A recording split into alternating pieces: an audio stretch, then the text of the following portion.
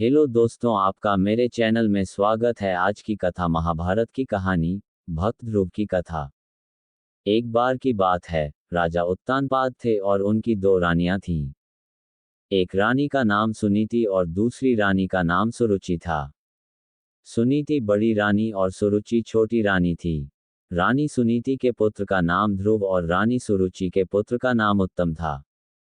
राजा उत्तानपाद का रुझान छोटी रानी सुरुचि के तरफ ज्यादा था, क्योंकि वो दिखने में काफी सुंदर थी, लेकिन रानी सुरुचि अपनी सुंदरता पर काफी घमंड करती थी।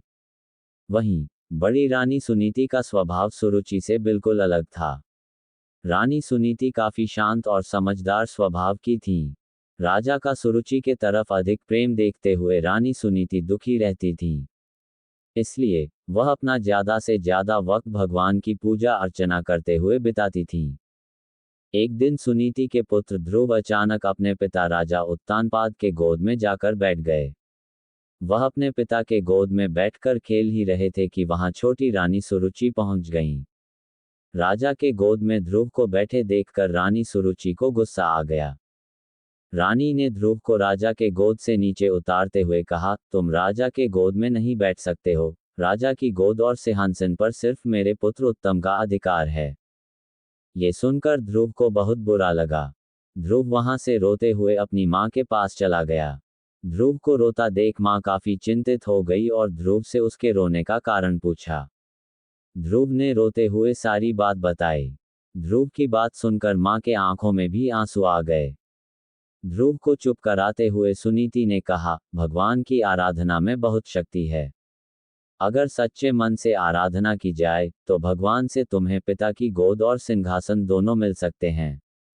मां की बात सुनकर ध्रुव ने निर्णय कर लिया कि वह सच्चे मन से भगवान की आराधना करेंगे। ध्रुव अपने महल से भगवान की प्रार्थना करने जंगलों की तरफ निकल पड़े। उन्हें रास्ते में ऋषि नारद मिले। छोटे से ध्रुव को जंगलों की तरफ जाता देख नारद ने उन्हें रोका। नारद ने उनसे पूछा, तुम जंगलों की तरफ क्यों जा रहे हो? ध्रुव ने उन्हें बताया कि वो भगवान का ध्यान करने जा रहे हैं।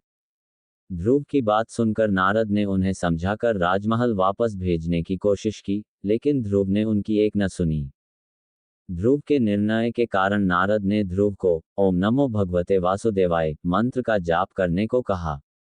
इसके बाद ध्रुव जंगल में जाकर इस मंत्र का जाप करने लगे। उधर नारद ने महाराज उत्तानपाद को ध्रुव के बारे में बताया। बेटे के बारे में सुनकर महाराज का मन चिंतित हो गया।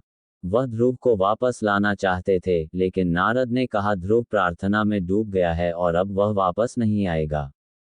उधर ध्रुव कठोर तपस्या में लगे रहे। कई दिन और महीने गुजर गए, लेकिन ध्रुव प्रार्थना करते रहे। इस बीच ध्रुव की भक्ति से प्रसन्न होकर भगवान हरि ध्रुव के सामने प्रकट हुए। भगवान हरि ने ध्रुव को वरदान देते हुए कहा, तुम्हारी तपस्या से हम बहुत प्रसन्न हैं, तुम्हें राजसुख मिलेगा।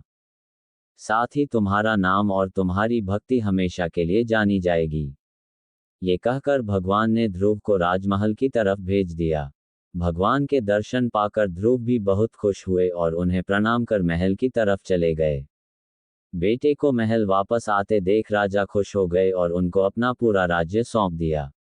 भगवान हरि के वरदान से भक्त ध्रुव का नाम अमर हो गया और आज भी उन्हें आसमान में सबसे ज्यादा चमकने वाले तारे ध्रुव तारे के नाम से याद किया जाता है। कहानी से सीख। इस कहानी से यही सीख मिलती है कि अगर धैर्य और सच्चे मन से कोई प्रार्थना करे तो उसकी इच्छा जरूरी पूरी होती है।